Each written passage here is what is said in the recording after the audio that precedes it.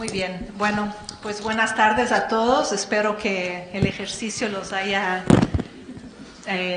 revigorado.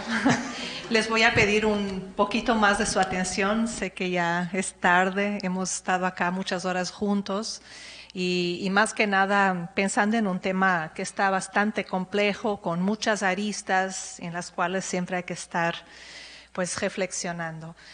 Y esta última sesión del día es una sesión bastante metodológica.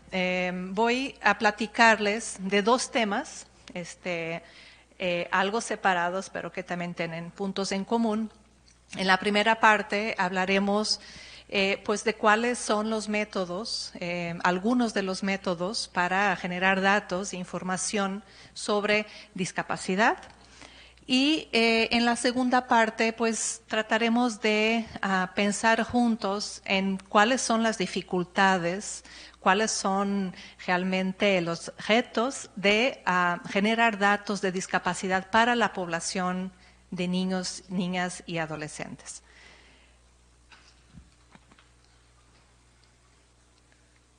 Muy bien. Entonces, en esta primera parte de la presentación, pensemos un poco en los métodos que existen para recolectar datos sobre discapacidad. Yo sé que acá de ustedes existen personas que trabajan en distintos organismos del gobierno, en la sociedad civil, en la academia. Yo creo que espero que se vean representados en esta descripción de las modalidades metodológicas para generar datos. Estaremos hablando, desde luego, pues de los censos, también de encuestas de población, encuestas a nivel poblacional, del uso de datos administrativos y de los registros, que también ya acá se mencionaron. Y luego, hablando de otro tipo de evaluaciones, las evaluaciones directas y también los datos cualitativos. Desde luego, es importante también que a la hora de pensar en estos aspectos metodológicos, que pensemos en esta parte de accesibilidad y en este tema importante de cómo estamos incluyendo a las personas con discapacidad en estos esfuerzos de generar datos. Entonces, empezando con los censos estadísticos.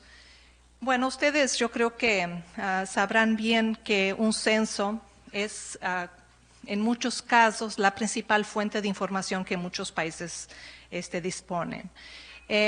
Son ejercicios estadísticos que pues se enfocan en recopilar información básica desde el punto de vista social, demográfico, económico, y en general existen directrices proporcionadas por los principios y recomendaciones de las Naciones Unidas para los censos de población y de vivienda, con el objetivo de identificar a la población con discapacidad. En los censos sabemos que existe un esfuerzo de tratar de identificar justamente a la población que presenta alguna discapacidad.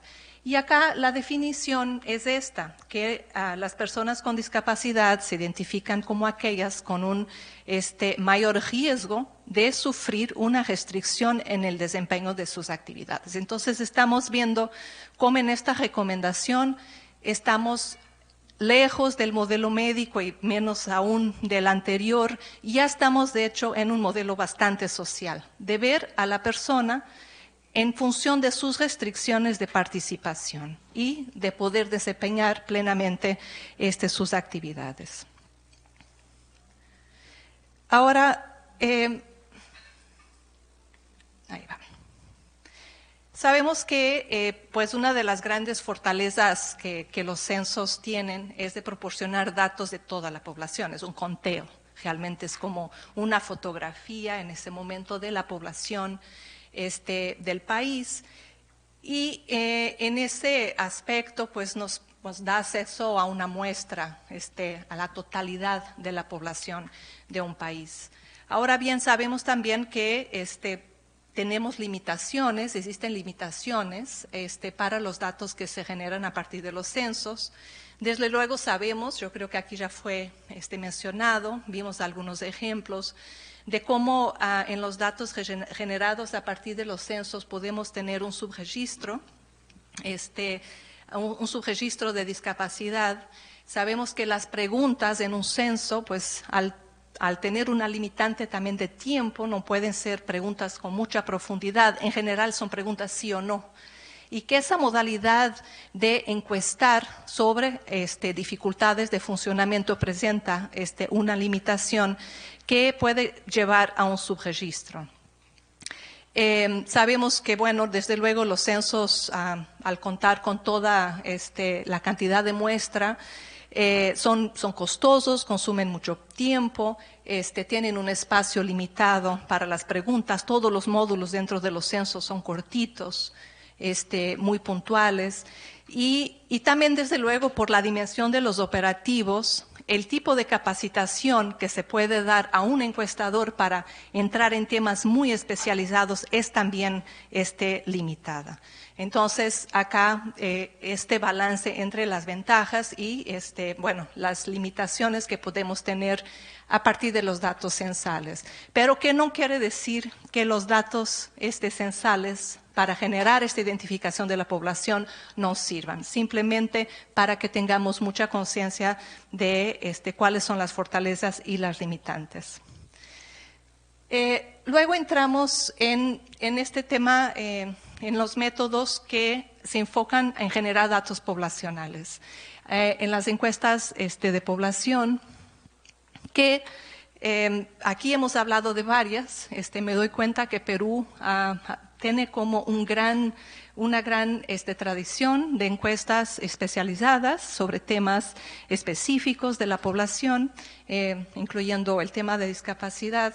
Y en el caso de estas encuestas, realmente lo que hacemos es recolectar esta información de una muestra que normalmente, para que tenga representatividad, se hace de manera probabilística, aleatoria, y se recolecta de forma general datos sobre una muestra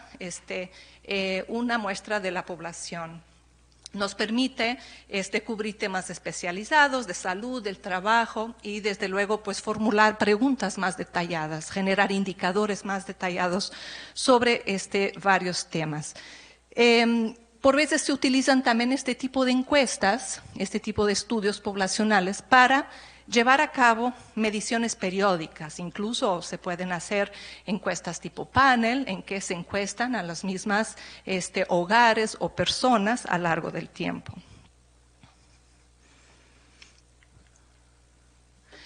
Ahora bien, cuando hablamos de un estudio poblacional como una encuesta de hogar, por ejemplo, y en lo que nos trae acá el día de hoy, en la medición específica del tema de discapacidad, algo que es muy importante es pensar a quién vamos a encuestar, ¿no? ¿Quién va a ser el informante de los cuestionarios, de las entrevistas que se hacen en un estudio poblacional? Y acá pues tenemos que considerar que hay dos alternativas. Se puede encuestar, se puede generar una respuesta directa de los niños o adolescentes a partir de una cierta edad, o más bien utilizar un informante proxy, ¿no? Que nos da la información sobre la capacidad o el rendimiento de un niño.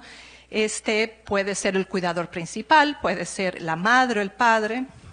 Y esta información es la que utilizamos para generar los datos sobre discapacidad. Cuanto a las fortalezas de los estudios poblacionales, pues desde luego son estudios que nos permiten una profundidad y amplitud de temas bastante grande. O sea, hay encuestas que generan más de 100 indicadores sobre varios temas, desde salud a saneamiento, a educación y también discapacidad. Y tiene esta fortaleza también de puede realizar un seguimiento de los cambios a través del tiempo, ya sea en esta modalidad de panel, pero también o de un estudio poblacional representativo a lo largo del tiempo. Se pueden ir viendo los cambios en la población para temas específicos. Ahora bien, pues las limitaciones es que, bueno, hablando de un tema como la prevalencia de discapacidad, de identificar a los niños que tienen discapacidad, sabemos que muchas veces una de las grandes dificultades es en términos del muestreo. Al ser un evento muchas veces que denominamos como un evento raro, hay algunos tipos de discapacidad que son en sí mismos, cuando uno dice raro, es que su prevalencia es pequeña y que por lo tanto implican un esfuerzo de muestreo bastante más complejo. En ese caso, pues hay que llevar a cabo muestreos adecuados para que nuestras encuestas sí sirvan para medir ese tipo de prevalencias. Otra limitación que tiene por veces es que en encuestas de hogares pues no llegamos a ciertos segmentos de la población importantes, como los niños institucionalizados o los niños que viven en situación de calle o los niños refugiados, o sea, los niños que no están en los hogares de la población. Siguiendo con los datos y registros administrativos, aquí ya se mencionó este tipo de datos. En estos datos normalmente se recolectan para un monitoreo, una vigilancia de políticas y programas. Son datos que muchas veces derivan, ¿no?, de registros administrativos y bueno, existen varios ejemplos. Acá en la mañana vimos incluso algunos de estos tipos de registros acá en el país. Y en términos de sus fortalezas, obviamente, desde luego, los datos administrativos y los registros nos dan una información sobre el uso de servicios, sobre el acceso, sobre posibles desigualdades en la prestación y en este acceso a los servicios.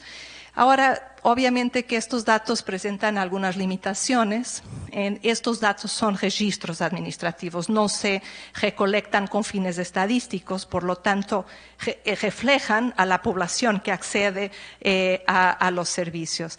En ese sentido, desde luego, quedan afuera las personas que no están accediendo a los servicios.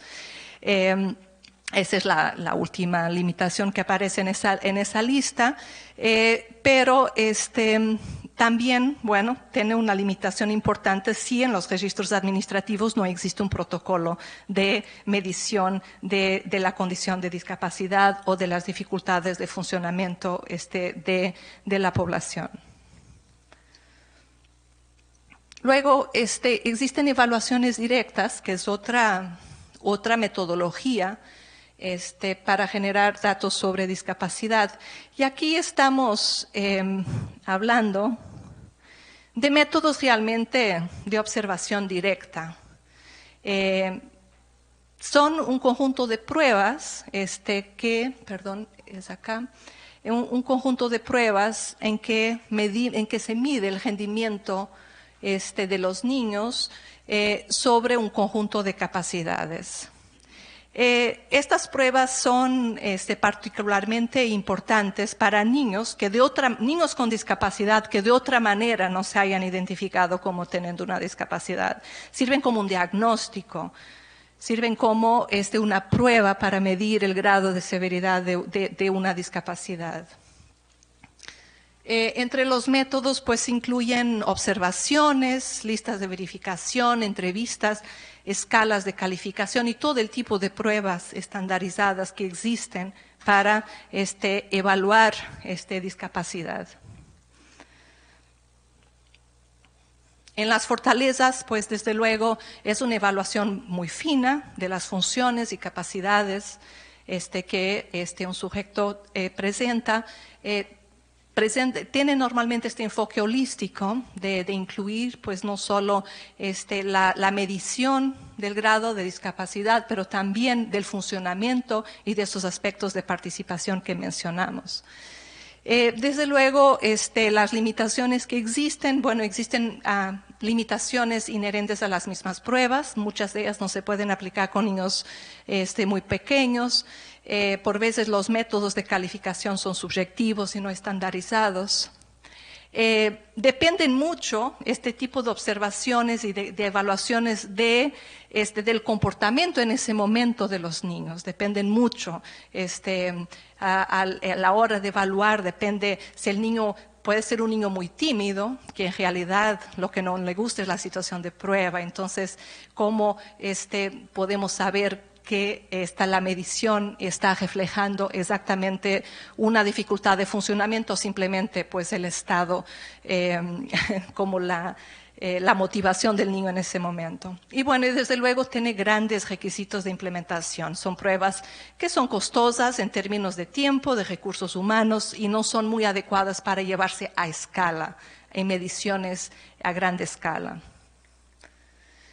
Y bueno, y el último tipo de estudios de los cuales podemos generar datos muy interesantes y útiles también para el diseño de políticas son los estudios cualitativos. En estos estudios tratamos de generar información con otro tipo de detalle, de llegar a preguntarnos por qué pasa algo, cómo la experiencia subjetiva de los sujetos.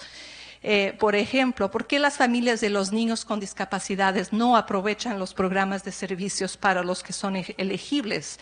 Esto es una pregunta de saber cuál es el tipo de barrera que tenemos acá por los cuales una familia no está accediendo a un derecho que tiene.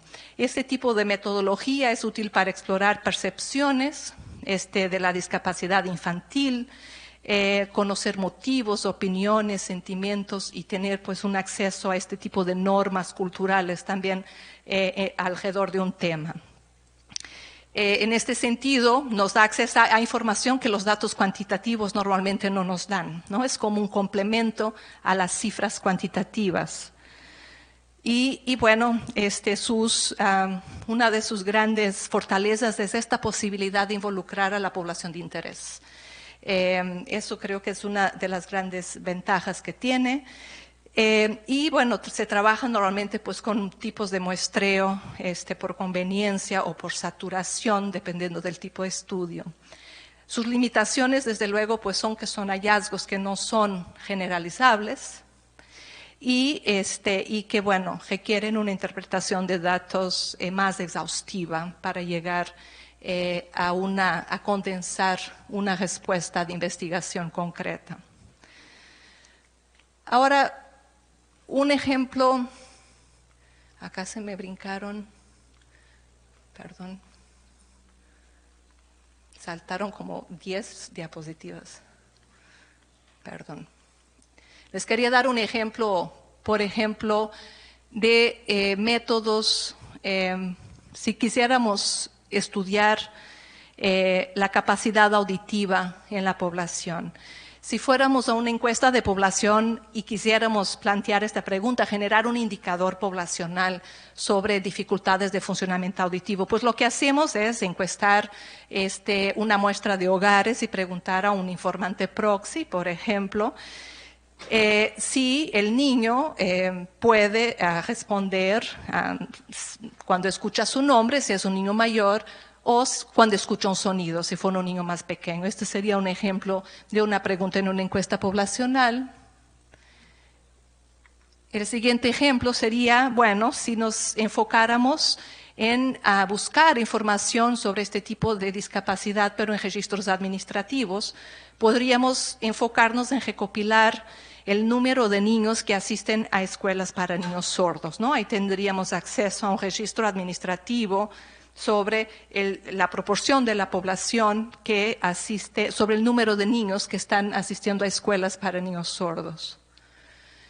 O pudiéramos más bien querer una evaluación directa y conocer exactamente el grado de severidad, una confirmación diagnóstica de una dificultad de funcionamiento en términos auditivos y usaríamos una prueba como audiometría de tono puro para clasificar la gravedad, si quisiéramos conocer la severidad de una dificultad de funcionamiento auditivo. Ahí está el aparato que se usa para hacer este tipo de medición de discapacidad auditiva. Y bueno, estos son algunos ejemplos. Básicamente, la reflexión que les invito a hacer a partir de esta primera parte de la presentación es que podemos tener acceso a datos sobre discapacidad a partir de diferentes metodologías. Estas consideraciones metodológicas, yo creo que la más importante es la pregunta de investigación o la necesidad, la demanda de información que existe para cualquier tema. En ese sentido, esos objetivos son los que van a guiar, ¿no?, la metodología que pueden decidir utilizar para generar este tipo de datos. Las encuestas poblacionales en general proporcionan una amplia información sobre muchos temas. Los registros administrativos, desde luego, nos permiten dar información muy útil para conocer inequidades específicas, brechas en el acceso a los servicios. Las evaluaciones directas tienen su utilidad ahí también, ¿no?, para proporcionar una mayor profundidad en información o para validar cierto tipo de pruebas, por ejemplo. Y los estudios cualitativos nos permiten acercarnos desde una otra mirada también al conocimiento sobre los contextos, los procesos, las normas, los valores alrededor del tema de discapacidad.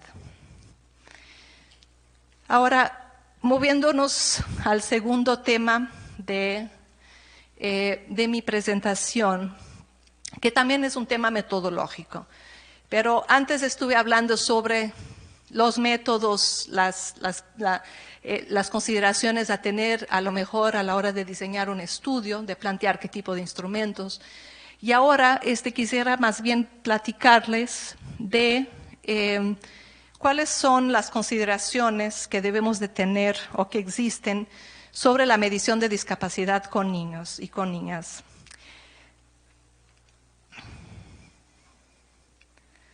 En términos generales, estaremos hablando de eso, ¿no?, de esas dificultades que tienen que ver con un punto muy central, que es el de desarrollo.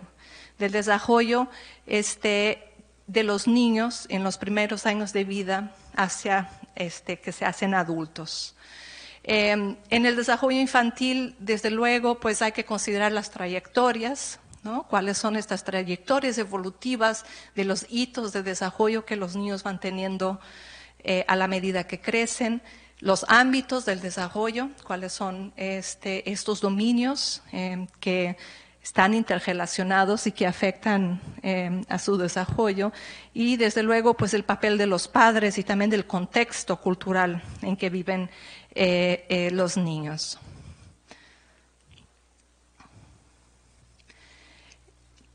Aquí como unas consideraciones sobre el tema de la medición en niñez. En general, los niños han sido menos visibles en la agenda de recolección de datos, no solo en el tema de discapacidad, pero en otros temas también. Existe evidencia que los censos y las encuestas de hogares tienen dificultades para identificar adecuadamente a los niños con discapacidad. En general, vemos que hay muchas encuestas que no preguntan específicamente sobre los niños y podrían pasarlos por alto si su diseño metodológico no es un diseño tal que busca a los niños y pregunte sobre el niño específico. Encuestas que pueden preguntar a algún miembro de este hogar, por ejemplo, pueden fallar en este intento de identificar específicamente a los niños del hogar. Por otro lado, el recuento de los niños en niveles socioeconómicos bajos y las niñas en general por veces pueden ser estimaciones inferiores a las reales. Entonces existen aquí aspectos metodológicos importantes a considerar en el diseño de las encuestas y de los estudios poblacionales a la hora de hacer un estudio sobre niños. Ahora, más allá de ese tema, las dificultades específicas de la medición en la infancia tienen que ver, por un lado, que la discapacidad resulta mucho más difícil de medirse en la infancia. ¿Y por qué? Es un poco eso que les quiero platicar.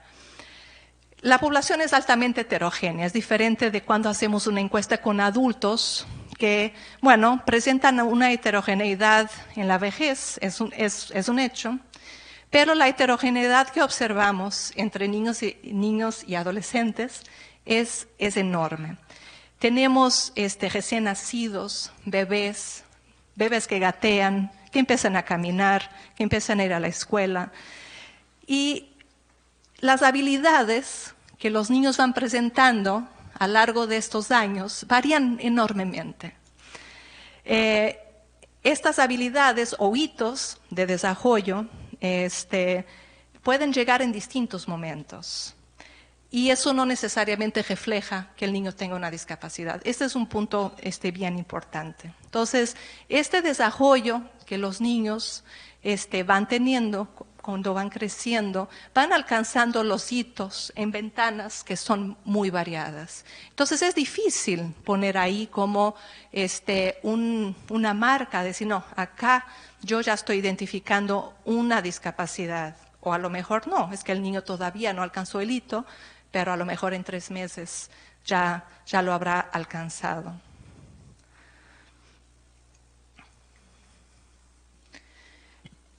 Los tipos de discapacidad que afectan a los niños en edades tempranas son diferentes de las que afectan a los adultos.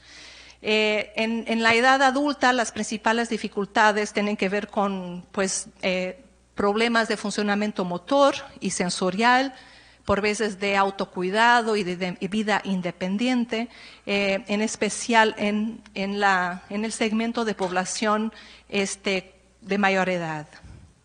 Ahora vienen los niños, normalmente las discapacidades, las dificultades de funcionamiento más prevalentes son de otro tipo, son de la función intelectual o cognitiva, de su desarrollo socioemocional, que incluye aspectos afectivos y también de su comportamiento. ¿Okay? Son dominios muy diferentes. Esto lo que implica es que no podemos tener una escala, un cuestionario para los adultos que apliquemos también a los niños. Necesitamos instrumentos diferentes, básicamente. Y las preguntas que hacemos a los adultos no funcionan, ¿no? Para los niños y al revés tampoco. Me gustó el ejemplo que puso Vicenzo de la señora que no caminaba. Y luego pensé, ¿qué tal si fuera un niño de 1 año que apenas está empezando a caminar? ¿No? Sería como otro ejemplo. Entonces, esto es un tema importante y no menor, porque afecta el instrumento y el tipo de preguntas que se tienen que hacer. Ahora, otro punto importante es que la medición de la discapacidad en niños normalmente se hace a través del filtro del padre, de la madre, de un cuidador principal, de este informante proxy. Nosotros nos acercamos a este informante para conocer, ¿no?, el grado de dificultad que el niño, la niña puede tener en llevar a cabo ciertas actividades. ¿Y esto qué implica? Que el conocimiento parental de las normas y del desempeño de los niños, junto con sus expectativas, las expectativas personales de los padres y además las variaciones de la cultura, pueden determinar la información que nos comunican los padres. Este es otro aspecto bien importante. Entonces veamos de manera muy breve algunas consideraciones sobre el desarrollo de los niños y de las niñas que pueden afectar la generación pues de información robusta y precisa sobre la condición de discapacidad en infancia. Entonces, ¿qué es el desarrollo del niño? Yo creo que todos tendrán una clara noción de esto, de que al desarrollo del niño nos referimos a este avance, ¿no?, en un conjunto de ámbitos de funcionamiento. El niño se va desarrollando en su desarrollo motor, sensorial, visual, comunicativo, auditivo, en su funcionamiento intelectual, cognitivo, que incluye la parte del lenguaje, y también en el desarrollo conductual y socioafectivo. A la medida que se desarrollan, los niños, esto es siempre un hecho, empiezan con una habilidad muy sencilla que se va haciendo cada vez más compleja. Esta es una definición básica del desarrollo infantil. Y el otro punto que es importante es que ya lo mencioné, que el desarrollo de estas habilidades se produce a una unidad y un ritmo bastante variable. Sí conocemos más o menos las ventanas en que debe de suceder, pero hay variaciones. Yo creo que, por ejemplo, en términos del crecimiento tan solo de peso o de talla, ¿no?, vemos que hay un aumento progresivo del peso y de la estatura corporal de los niños. Y en términos de desarrollo, va habiendo pues esta progresión en el grado de complejidad de las actividades que los niños hacen. Esto nos hace llevar esta pregunta: si tenemos estas reglas que parecen tan generales, ¿no?, ¿qué tanto podemos decir que existe una universalidad, que este desarrollo se pasa de manera universal? Y bueno, acá las cosas se complican un poquito y es algo que debemos de considerar, que existen similitudes entre distintos entornos étnicos, geográficos y culturales. O sea, sí hay algunos de estos padrones de desarrollo son similares acá, o si vamos a un país en el oriente, o si vamos a una comunidad rural en África. Son padrones razonablemente universales. Sin embargo, también existen diferencias. Existen diferencias que son el resultado pues, de aspectos personales, pero también de aspectos ambientales, que tienen que ver con las prácticas de cuidado, por ejemplo, el uso de pañales, cómo es que las mamás cargan a los niños, las oportunidades para practicar estas habilidades emergentes. Por ejemplo, qué tanta oportunidad tiene el niño de gatear o de salir al aire libre a explorar el campo. Tiene que ver con esas oportunidades que son individuales para cada niño.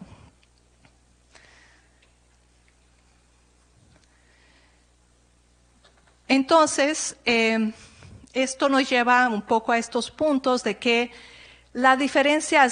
esta variabilidad en el desarrollo se produce, por un lado, porque los niños se desarrollan a ritmos distintos en los distintos ámbitos y comparados entre sí. Ahora, el hecho de que un niño no haya desarrollado ciertas habilidades en una edad normativa no necesariamente significa que el niño tenga una discapacidad. Y ya un poco, mañana estaremos viendo un poco con más profundidad la manera de instrumentar y de acercarnos a identificar dificultades de funcionamiento en los niños, pero estamos hablando de desarrollo infantil, y entonces, ¿cuáles son los ámbitos de desarrollo de los niños, estos ámbitos básicos? Estos ámbitos son los ámbitos pues motores de la parte de movilidad, de la visión y de la audición, que son estos ámbitos sensoriales, de la comunicación, del desarrollo del lenguaje, de poder comunicarse, ya sea del lenguaje, de darse a entender o de entender a los demás, los ámbitos de cognición y de aprendizaje y del desarrollo socioemocional y afectivo. Y algo que es bien importante y es la interrelación que vemos que existe entre todos estos ámbitos.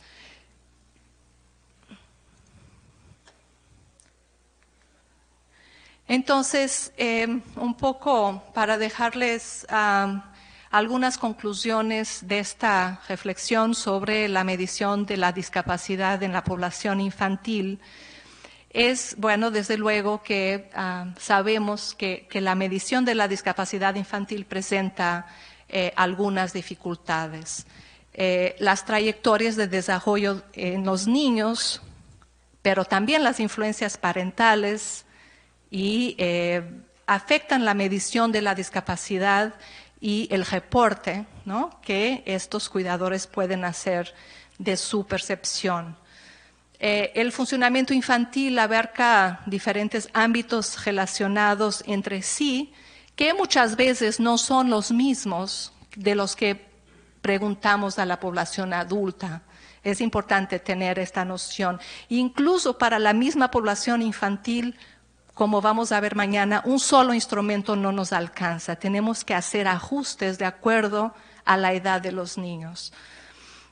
El desarrollo constituye pues un espectro continuo, pero para medir la discapacidad es necesario justamente hacer estas divisiones que nos permitan identificar adecuadamente a la población discapacitada.